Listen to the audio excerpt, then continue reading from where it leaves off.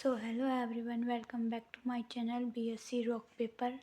आज हम बात करेंगे क्लास 11th के चैप्टर नंबर 7 यानी कि स्ट्रक्चरल ऑर्गेनाइजेशन इन एनिमल्स के बारे में। ठीक है, तो ये मैंने कुछ नोट्स बनाए हैं इस चैप्टर के, तो मैं आपको समझाऊंगी। सबसे पहले स्ट्रक्चर ऑर्गेनाइजेशन इन एनिमल्स, यानी कि हम इस चैप्टर में पढ़ेंगे कि जो एनिमल्स हैं उसके अंदर जो सेल्स है वो किस प्रकार से ऑर्गेनाइज्ड होती हैं। ठीक है, आगे है प्रॉपर्टीज़ ऑफ एनिमल्स। सबसे पहले हम बात करेंगे कि जो एनिमल्स हैं उनकी क्या क्या प्रॉपर्टीज़ होती हैं। आपको पता ही होगा कि जो एनिमल्स होते हैं वो मल्टी सेलुलर होते हैं, यानी कि उनके पास बहुत सारी सेल्स प्रेजेंट होती हैं। और multi cellular means has many cells. Animals के पास बहुत सारी क्या होती हैं, सेल्स होती हैं। ठीक है, फिर है जो एनिमल्स होते हैं वो यूकैरियोट्स होते हैं, यानी उनके पास वेल डिफाइंड न्यूक्लियस होता है। ओके, थर्ड है हेटरोट्रॉफ्स होते हैं एनिमल्स, यानी कि वो दूसरों के ऊपर डिपेंड होते हैं, अपना खाना खुद नहीं बना सकते। ठीक है, जैसे डिपेंड होते हैं प्लांट्स के ऊपर या फिर एनिमल्स के ऊपर खाने के लिए। अगला है holozoic mode of nutrition show करते हैं, यानी कि जो कंप्लीट फूड है उसको सबसे पहले वो क्या करते हैं, फर्स्ट इनगस्टेड करते हैं, उनको खा निगलते हैं, उसके बाद उसको डाइजेस्ट करते हैं। ठीक है, जैसे ये हमारा कंप्लीट फूड है, सबसे पहले उसको इनगस्ट किया और उसके बाद बॉडी के अंदर जैसे ही वो अंदर गया उसको डाइजेस्ट कर दिया। ठीक है, अदर प्रॉपर्टीज़ लाइक जो एनिमल्स की और क्या क्या प्रॉपर्टी है, ये ग्रोथ शो कर सकता है, रिप्रोडक्शन यानी कि अपने जैसे ही ऑर्गेनिजम्स को रिप्रोड्यूस कर सकता है, लोकोमोशन यानी कि एक जगह से दूसरी जगह जा सकता है, change in position movement show कर सकता है, यानी अपना पोस्चर को चेंज कर सकता है। तो ये सारी जो प्रॉपर्टी हैं ये एनिमल्स की प्रॉपर्टी हैं। उसके बाद हम जानेंगे कि एनिमल्स के अंदर स्ट्रक्चरल जो ऑर्गेनाइजेशन है वो किस प्रकार से होता है। Those things are organised in animals. Structural organisation के अंदर वो चीज़ें आती हैं जो कि ऑर्गेनाइज्ड होती हैं। जैसे ये तो बात क्लास 9th में आ जाती है कि सेल होता है, सेल से टिश्यू बनता है, टिश्यू से फिर ऑर्गन बनता है और ऑर्गन से हमारा ऑर्गन सिस्टम बनता है। ओके, अगले हमारा कुछ इम्पोर्टेंट्स नोट हैं ये कि जो ऑर्गेनिजम्स हैं वो दो टाइप से होते हैं। पहला है हमारा यूनिसेलुलर और दूसरा है हमारा मल्टी सेलुलर। ठीक है, अब देखो यूनिसेलुलर को कैसे डिफाइन कर सकते हैं।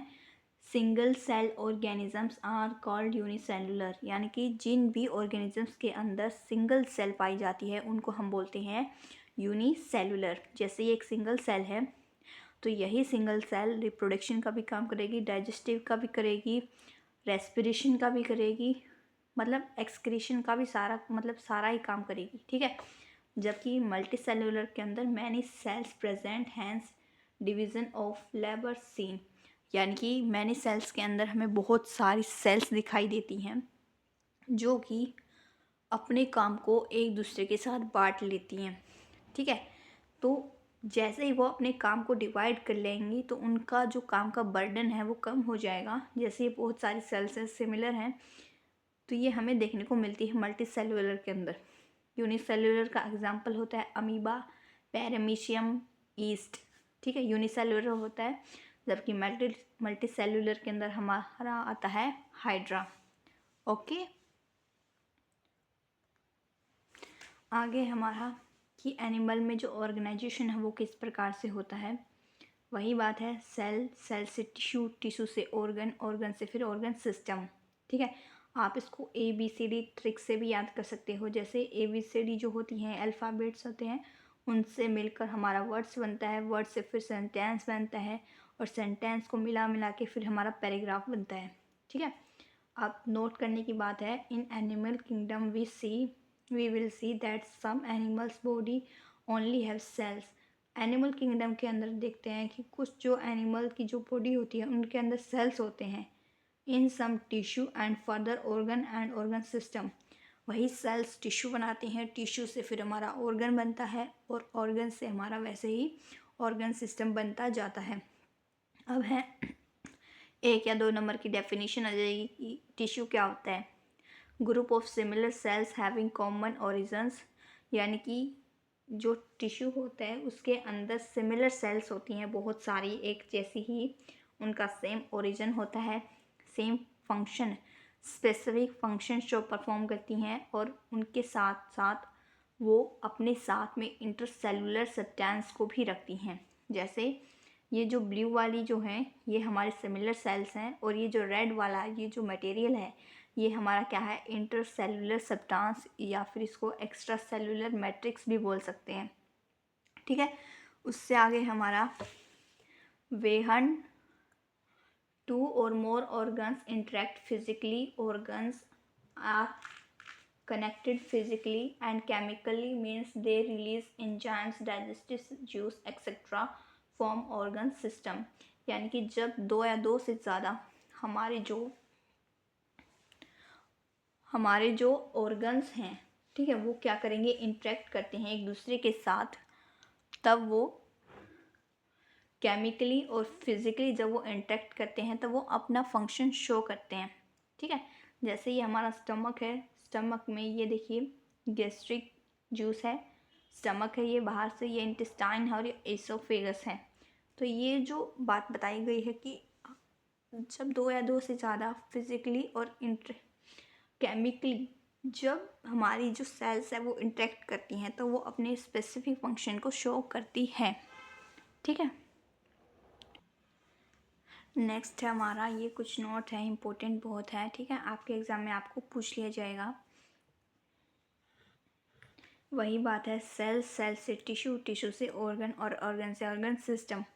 अब चैप्टर का नाम है स्ट्रक्चरल ऑर्गेनाइजेशन इन एनिमल्स, तो हम यहाँ पर टिश्यू को मतलब थोड़ा सा डीपली पढ़ेंगे। ठीक है, जैसे टिश्यू की अगर बात करें तो on the basis of structure and function of cell, यानी कि सेल के फंक्शन और स्ट्रक्चर के बेस पे हमने जो टिश्यू का है वो 4 भागों में बांट दिया है। फर्स्ट है epithelial tissue, connective tissue, muscular tissue and nervous tissue, ये 4 टाइप्स के टिश्यू होते हैं।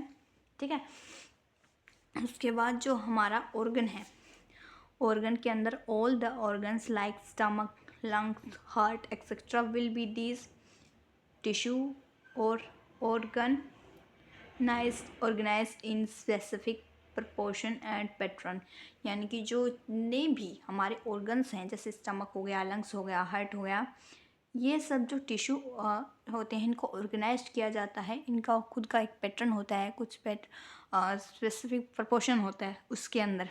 ओके, तो ये एक छोटा क्वेश्चन 1 नंबर का बन सकता है कि टिश्यू के कितने टाइप होते हैं, तो ये आप लिख सकते हैं अपने एग्ज़ाम में। टिश्यू की डेफिनेशन पूछी जा सकती है। अगला है बेसिक टाइप ऑफ टिश्यू, यानी कि बेसिक टाइप बताइए, वही बात है जो मैंने ऊपर डिस्क्राइब किया है। सबसे पहला एपिथेलियल टिश्यू, एपिथेलियल टिश्यू में हमारी जो स्किन होती है, जैसे ये मेरा हाथ है तो ये जो है बाहर की जो हम देख पा रहे हैं कवरिंग है, ये हमारे क्या होता है, एपिथेलियल टिश्यू। लाइनिंग होती है, डिफ्यूज़न का काम करती है, सिक्रेशन का काम करती है और एब्जॉर्प्शन का काम करती है। ठीक है, कनेक्टिव टिश्यू है, जैसे सपोर्ट और जोड़ने का काम करेगा। ठीक है, जैसे हमारी हड्डियां हैं, कार्टिलेज हैं और ब्लड है। मस्कुलर में लोकोमोशन और मूवमेंट का काम होगा। नर्वस में हमारा कंट्रोल और कोऑर्डिनेशन वाला होगा। जैसे ये हमारा एसोफेगस है, ये जो स्काई ब्लू वाली जो लाइन है इसको हम बोलते हैं लाइनिंग, और ये जो बाहर की जो लाइनिंग है रेड कलर वाली, इसको हम बोलते हैं कवरिंग। ठीक है, तो आज हम इतना ही पढ़ेंगे। आई होप आपको समझ में आया होगा। Thank you.